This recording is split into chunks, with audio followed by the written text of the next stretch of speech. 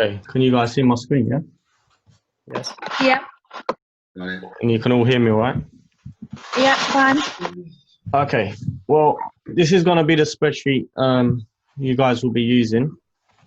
Well, it's very simple. We've done it so that it's simple to enter, nothing too complicated, but it gives you everything that you guys will obviously need in looking back and referring to your trades and seeing where you can sort of better yourselves or if your system is profitable.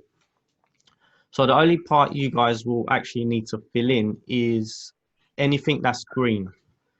As far as all the yellow goes, these are all coded. So when you get the sheet, please don't type in anything in the yellow sections.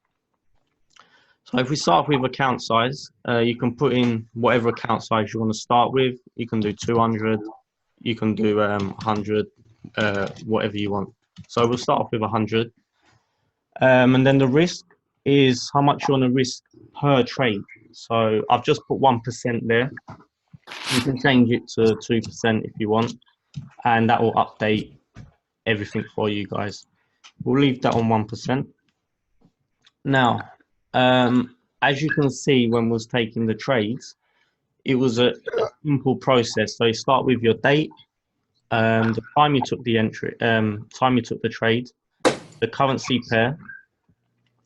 This bit here that I've got trade type, this is whether it's a trend continuation or counter trend. You don't actually have to have this in your spreadsheet, but it's just something for you to refer back to see whether you perform better in a trending market or a counter trend. And when we go to the second page, I'll explain more to you about how you can use that to make your sort of tweak your trading to make it a bit better. Again, the entry, that is the price we was entering in that we got into the trade. And the reason why I would highly recommend you guys enter this is if you want to go back and check your trades, you know the exact price you got in. It's all well having the date and the time, but the exact price you can obviously pinpoint and see if you can put your stops, targets anywhere better really. Stops, self-explanatory. You know, we had 40 pips stops on some, 25 pips. The exit, again, that is where you actually close the trade. So whether it was profitable, we took 60 pips on that, 80 pips. This was a loser, so you'd obviously have to put minus and then the amount, and so on, so on. Break even, we put a 0. Now, once you put a 0, what you'd need to do is you need to write break even next to it. And I'll explain to you why that is in a second. And then again, once you've entered all the data in, this will calculate everything you need to know. So it will tell you your percentage that you're winning per trade, the profits you're making, and then it will reflect on your account size. Also, it will tell you your drawdown. So if you have 3 or 4 losing trades in a row, it will show you exactly what your drawdown is. And that will be up here in this box as well. So let's say you got 100 trades, it will tell you over 100 trades at what period of time was your biggest drawdown you had. Again, the number of trades you got, it'll log that for you. Your win percentage to show you how well you're performing, how many times you're right. Your losses out of 100%, how many times you're losing. Now the break even, the reason why I recommend to put you will have to put the break evens in here, because someone like myself, when I move to break even, I always go a couple of pips into profit. I don't actually put my stop at break even. So if I was to put let's say 1 or 2 pips in these boxes and I didn't put the break even there, what that would then tell me is my win percentage would grow. Now that doesn't just, it doesn't necessarily mean that I'm right that much, because these should be on 0. So what that does is it takes into account that you've made money here, but yet it doesn't add it to your win. Does that kind of make sense, what I just explained there? Yeah, it does. It makes sense. That's nice. Yeah. Yeah, it does. Yeah. Okay, cool. So, So- we'll leave them at 0. Go on, mate. Yeah, no, so I just wanted to say, so basically, even if you put your stop loss, your break even to 1, 2 or 3 pips, we know why you're doing it because you're covering your spreads and commissions, right? Yes. But if you put it in a spreadsheet, it's going to go towards your win rate and obviously toward your account balance. So it's not going to be a true reflection. Exactly. So even if you use 1 to 3 pips in profit, just still put it at 0. Okay, hold on.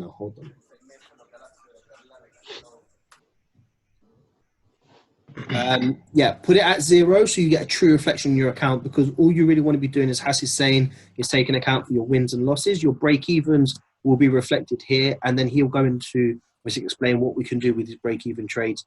Actually, I don't think he will, but anyway, you can see where you go break-even. One thing I just want to mention now to you guys, though, before Hass continues, I'm sorry you have to stop. Nice one. Notice here our win percentage is 43% over 7 trades. Look at our percent gain, it's still 4%.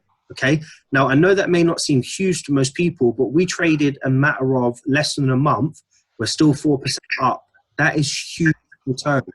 Okay. And all we did was say buy or sell based on market structure. We didn't delve into too much technicals or anything else. We're trading less than 50%. But guess what? Because we're using a 1 to 2 risk to reward ratio, we're maximizing our profits and our returns. So this tool right here that Hass has got for us is going to change you guys. It's going to change so much for you guys. So again, thank you, man. I just wanted to point that out. Anyway, carry on. Thank you. Cool. So before I move on to the next page, does anyone have any questions so far about this bit? No. No? No, good. Can't actually see the chat rock, so you'll have to check the chat for me, yeah? No, it's popping up. Everyone's saying no. So it's all Okay, cool. Also, a little thing I've added on the end as well is you can put notes. So do it. If there was news, for example, you can write, oh, this trade got affected by news, or, I was tired, my emotions, whatever you want to write in there. So you can refer back to the trade and just have it as a mental note for yourself, a bit like a log. Right, so once you've got your data in. MK, everybody's going to get it, bro. What's that?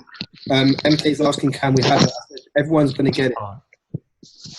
Yeah, you all get it. So once you've got your data in, if we go onto the stats page. Woo! I thought you might like that. Okay, so it's pretty self-explanatory here. You've got your equity curve. This red line is obviously where you started. So if we did go into negative to start off with, you'd see the equity curve dip down under this red line and show you what percentage you went into negative. And then it would obviously push up if you guys started making profit. So that's your equity curve in the middle there. On the left here, you've got the months, and then it will tell you how much of a percentage gain or loss you made on that particular month. And as we was doing the end of the year, you can see November, we made 3%, and we took 4 trades in November. December, we made 1%, and we took 3 trades. And then it will give you the subtotal at the bottom, your percentage gain plus how many trades you took. So that bit's that. This bit under here is each week throughout the year. So if we scroll down, you'll see here's the weeks we've done. So it was week 46, 47, 48, and so on. We done 2% week 46, 2%, 47, and there's the number of trades we took that week as well. Again, it's pretty straightforward, but it's a nice way to see how many weeks you have losing streaks, how many weeks you have winning streaks, and it's a nice visual representation of your trades. Yeah, man. Now this bit here is what I was talking about. The if we go back, you see this bit with the trend continuation and the counter trend, and also the break evens. If we go over here, it's all color coded for you. So we took a few trend continuations, and 14.29 of them were winners, percentage-wise. Counter trend, we had 28.57% counter trend winners. So using this system, we can see we're more profitable if we take counter trend trades. So, Has, can I just jump in? So what we're going to do with this, right, with the trend continuations, it's going to be basically taking trades from higher lows and lower highs, okay? Yep. Then counter trend trade is going to be reversals in our case. Yes. Okay? Now, this part is just so amazing, man. Seriously, like, because if you realize, now obviously Has has put this in this way, we didn't actually take out the trend trades, I don't think. What you'll be able to start to realize is hopefully with the system that we're using that your trend continuation percentage rate will be higher or whatever, vice versa. Yeah. And you'll be able to start to decipher and find out what is actually working for you and what's not working for you, what's better, what's not better. And guess what? You can start focusing on those things, okay? So take this into account. Trend continuations is going to be what we're used to, and then counter trend is just going to be reversals, okay? Yep. Okay, cool. So, yeah, again, it will have the red means the counter trend losses, and the grey here, I don't know if you can see it, is a trend continuation losses. We haven't had any. So that's basically what that bit is there. Yeah. Now the break-even trades are in the dark blue. So we had the 2 break-evens. Trend continuation break-even and a counter trend break-even are the 2 at the end here. Now, obviously, we've only got 7 trades, so the numbers are pretty even. And inflated at the moment, yeah. Yeah, once you get a good amount of data in the spreadsheet, you'll really be able to see where you're performing the best. You might find that trend continuation is completely outperforming counter trends. So you might want to just eliminate them trades altogether or vice versa. And that's what that is. So when you go to here and you want to type in under trade type, you need to do either TC or CT, which corresponds with this here. The graph, yeah. If you type in anything else, this graph won't be able to pick it up. Yeah, so it has to be TC or CT. And again, break even has to be BE for break even. Other than that, that is pretty much all there is to it. Yeah, man. Thank you, Has. No worries.